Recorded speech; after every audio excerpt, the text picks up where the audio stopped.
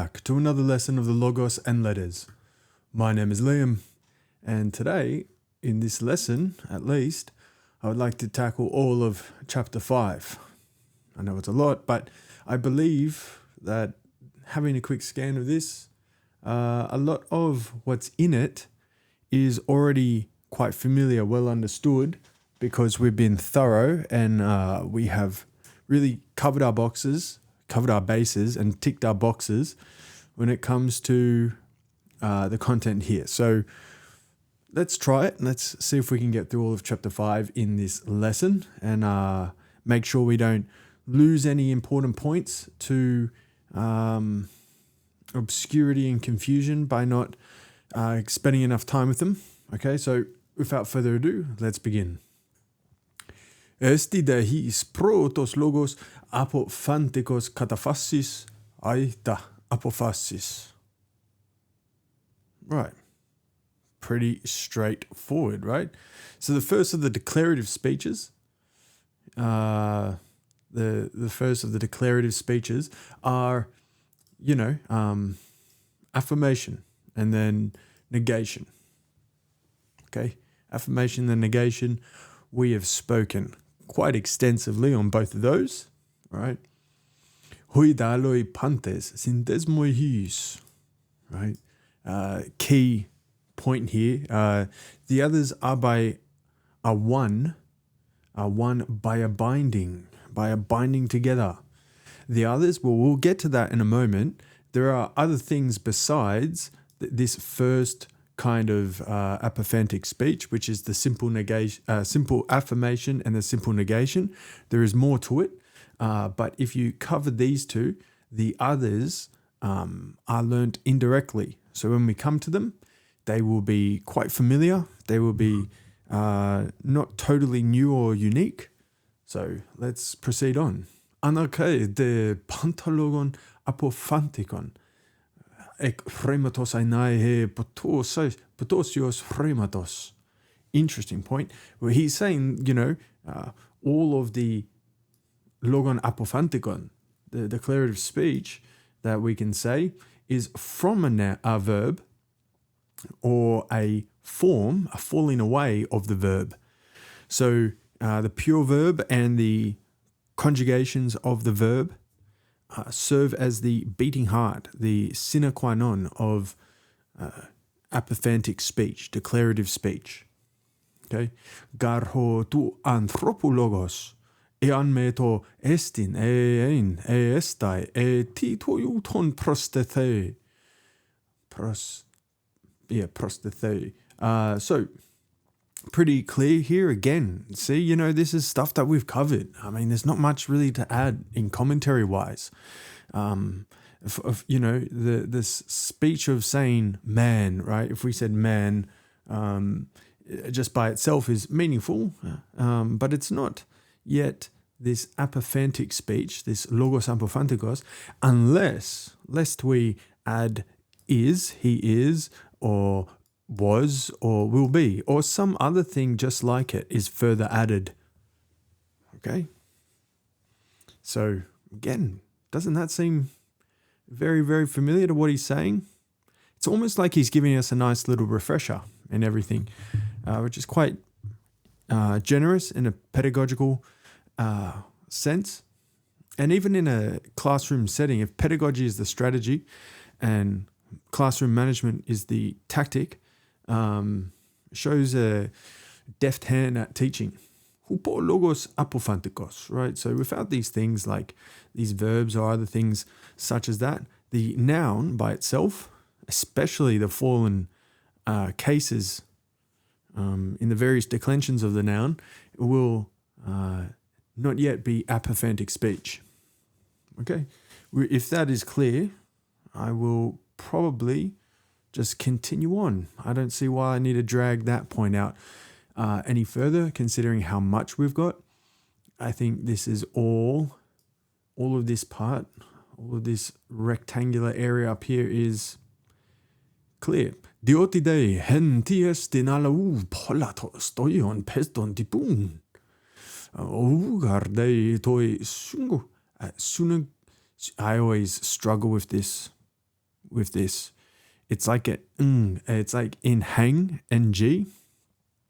Sunengus. Toi sunengus aireistai.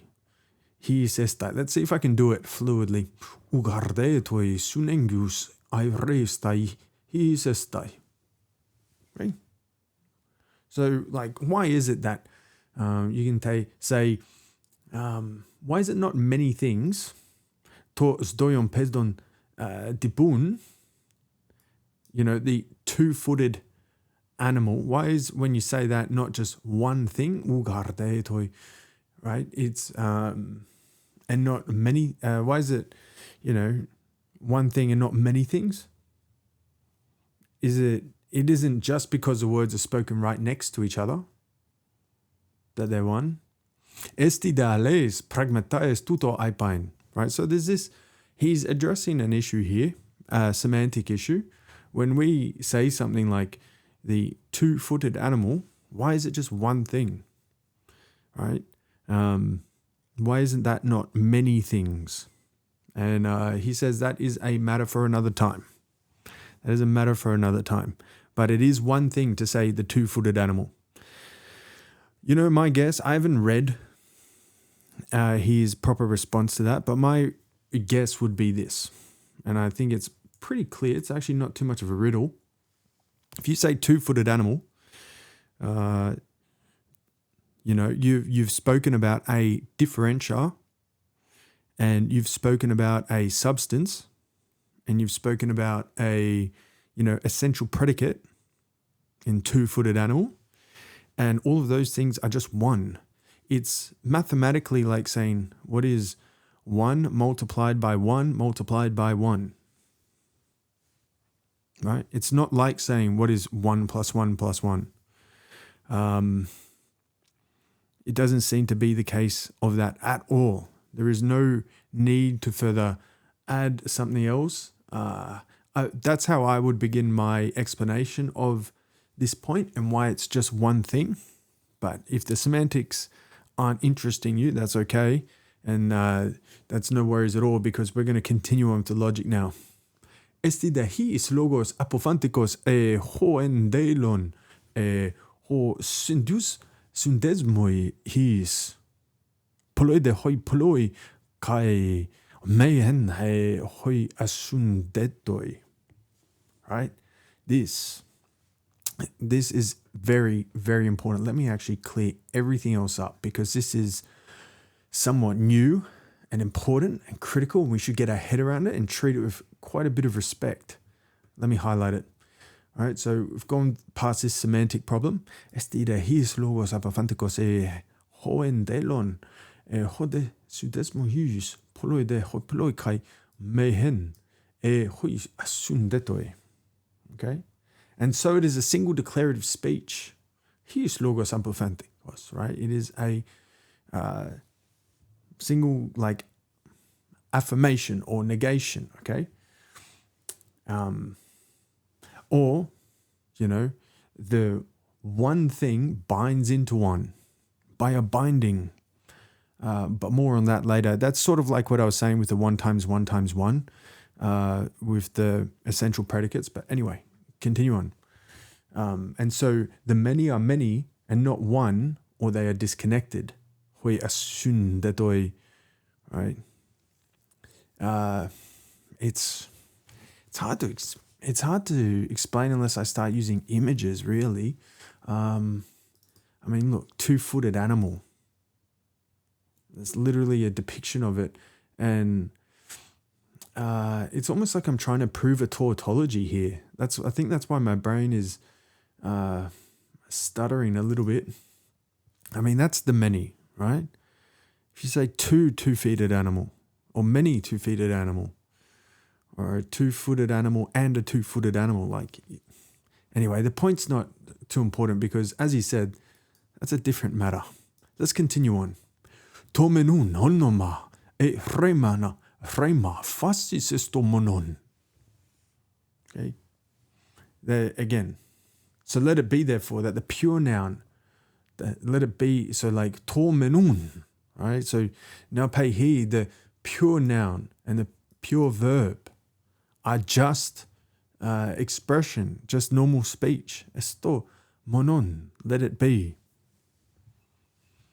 If this seems familiar, it's because I was speaking about it not long ago. I'm not sure when it was, but it was a lesson not long ago when we were speaking about this.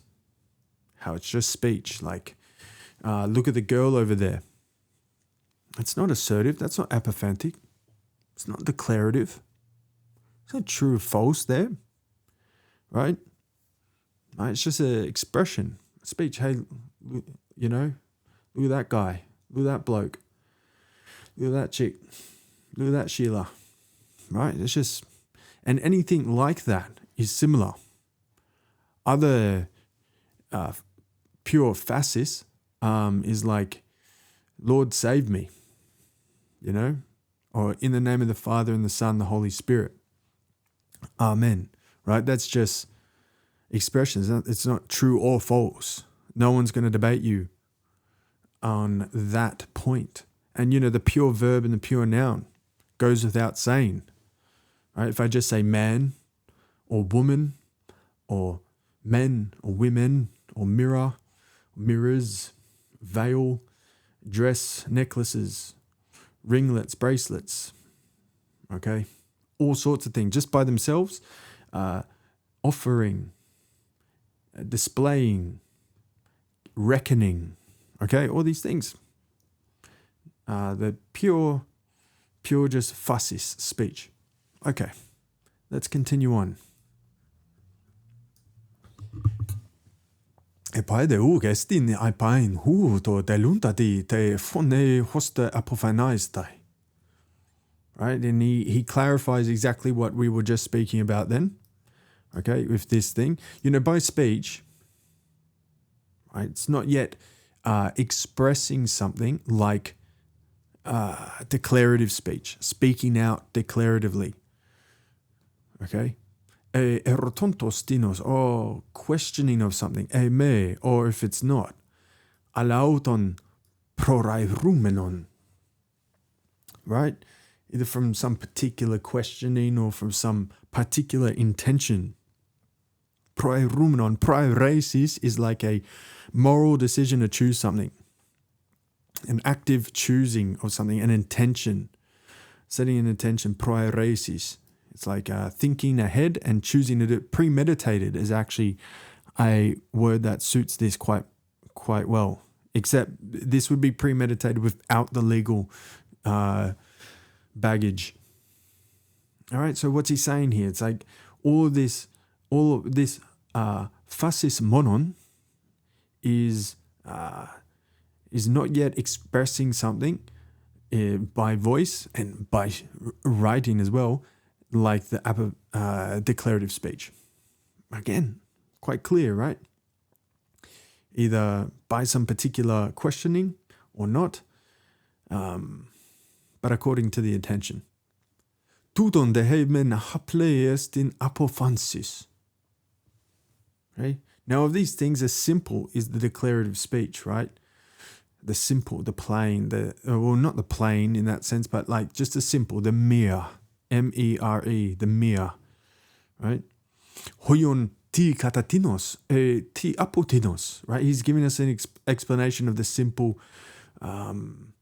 declarative speech, like something according to something or something from something. So a joining of the subject to the predicate or predicate to the subject, or a negation, a denial, a separating of the predicate from the subject.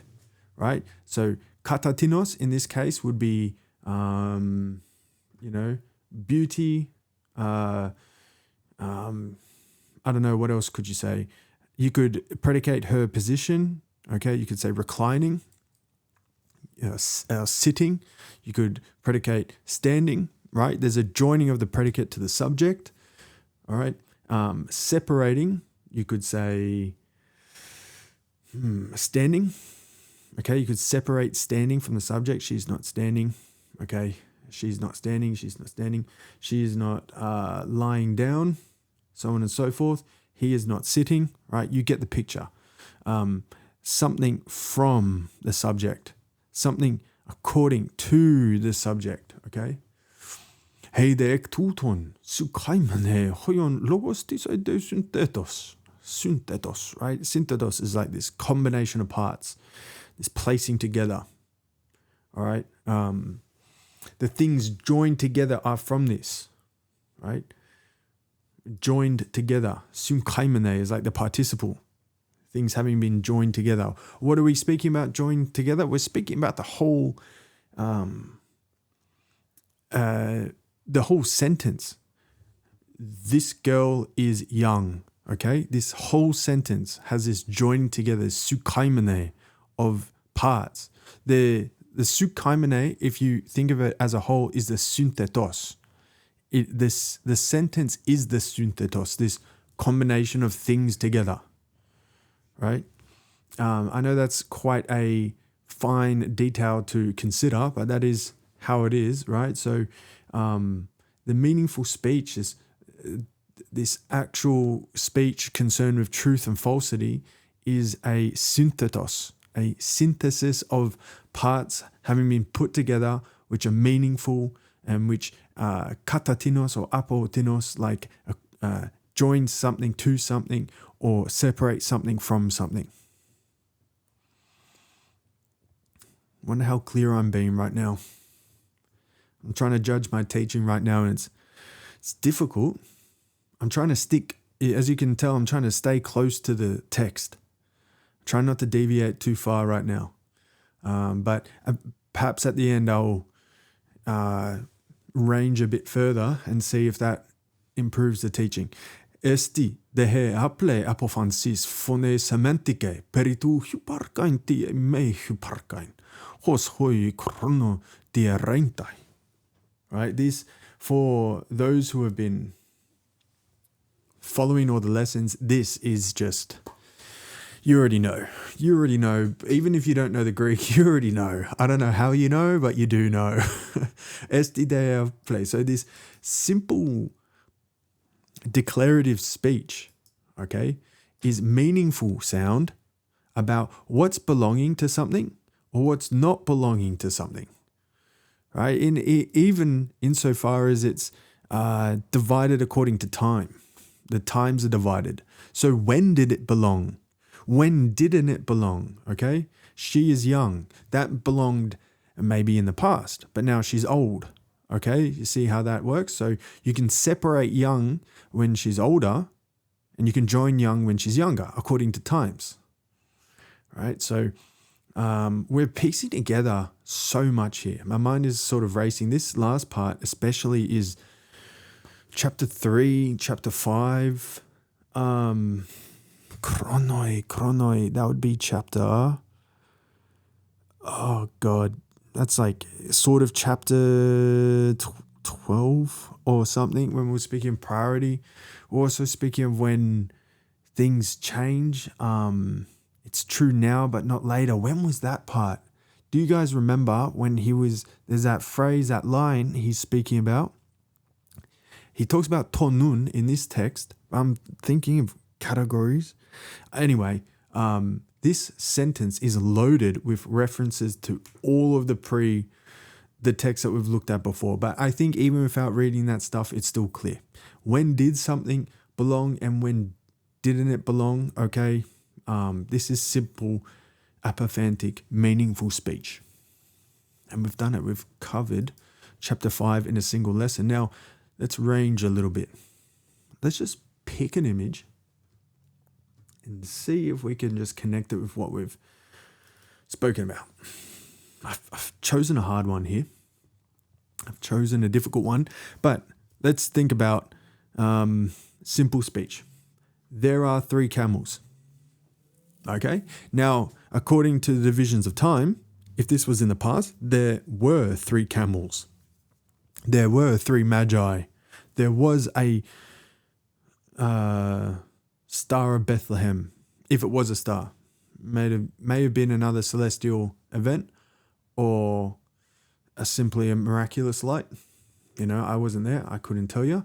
There was the birth of Christ, okay? You can tell how I'm Prosemanai, I'm pointing at a time, okay, with was, some combination of to be. Okay, let's make it a little bit more complex. Well, actually, I really can't without going past chapter 5, because we haven't got to the other stuff yet. He's a two-footed animal. Technically, they're two-footed animals as well, but he's a two-footed animal, and I'm not signifying many things. I'm signifying one thing, right? Because the two-footed is in the essence of what he is, which is an hoanthropos, right? It's not more things added on to by speaking of his 2 feet. He's the reason why he's bipedal, all right? He's a rational bipedal animal. Okay, that's not adding on a further thing. That's 1 times 1 times 1. All right. There's going to be some mathematician out there that wants to show me their theory of 1 times 1 times 1 equals more than 1, but you understand what I'm talking about. Okay. So if we speak of the essential predicates, the things spoken according to, the kath, hypokaimenu, according to the subject, check chapter 5 and 3 of categories if you want further information on that. Then you're not speaking about more than what it is. But if you're saying that the man is a king, I don't know, to speak about more than one in that way, the kings, okay, that would be plural. You're speaking about many things there. What's something else here that might be a little bit new for other people? By a binding. Why does he say this all of a sudden? Into a binding, by a binding. Well, things can be bound together because they're essential. They're part of what it means to be that thing. Okay, so if I go to, what does it mean to be a thing? Something different this time. Ocean navigable, ocean going vessel. I'm speaking about one thing. I'm speaking about a boat. You can navigate it and it's ocean going. Or floating, navigable, floating instrument. Something like that, right? Just speaking about one thing. All these things are bound into one. All right? And if you consider the apophantic speech, okay, the whole synthetos, the noun, the verb, the filler words, if there's adjectives and whatnot in there, they're all bound into one. It's one thing that you're saying, okay? The words have been sukaimanai. They have been composed into one, placed into one, said as one. All right? Term logic will allow you to observe the parts, but those parts have become whole, one whole, right? So might leave it there. I think we've done a good job getting through that. Again, if you've been watching all the lessons one by one, I suspect that was probably quite straightforward for you. If it's been a while since you've watched some of the other lessons, that might have been a little bit of a rougher go because there's so much content there. But what you can all come away with is the understanding that every single box you need to tick, every single base you need to cover, every single tau you need to cross, and every single diaeresis that you need to dot. There are none here, but when I see one, I'll point one out. They've all been covered. You've done it all. All the minutiae and all the essential and fundamental have been done. And now we're stepping into the big leagues, the major leagues, right? Affirmation and negation itself, proper, ipse. So looking forward to it. Very, very excited. I think chapter 8 and chapter 7 in this are enormous. And we start talking about the universal as well. For everybody who's into debating, for everybody who loves arguing, for everybody who loves winning a argument, or people who who are desperate to be more articulate, this is the stuff that they've really been waiting for. I'm sure they may have enjoyed the term logic stuff, but this is what they've been drooling over, I think. So for that portion of my crowd that are watching this, I'm going to do my absolute best to really deliver these lessons to my 100%, because I want you to enjoy this process just as much as it's educational. I want it to be engaging and fun. So I'll try to do that. I know that's a big ask considering, what I'm working with here. But I don't think any of this stuff has been boring so far. I don't know about you, but you can leave me a comment if you think that there has been something that was not up your alley, not really your cup of tea. But personally, I've loved all of it. I've loved every single last word and particle and punctuation mark and number. And it's building. Has anybody noticed how it's all building in complexity? We started off with the homonyms, the paronyms, the synonyms, and slowly, gradually, it's just building in complexity and size and power, what you can do with what you've got. So it's exciting stuff. We're still in the early days. So without anything further to say, si semper fortis in opere tuo. My name is Liam, and I'll see you next time.